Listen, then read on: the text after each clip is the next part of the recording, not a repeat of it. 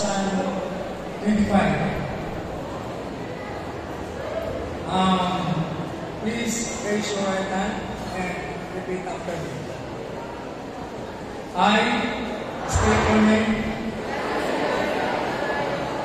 Having graduated from Davao National High School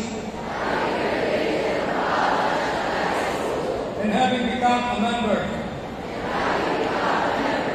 of Davao National High School Alumni Association, do hereby solemnly pledge that I will faithfully and unselfishly perform the duties and responsibilities, that I will obey the rules promulgated by the association, and that I will impose this obligation upon myself voluntarily, without mental reservation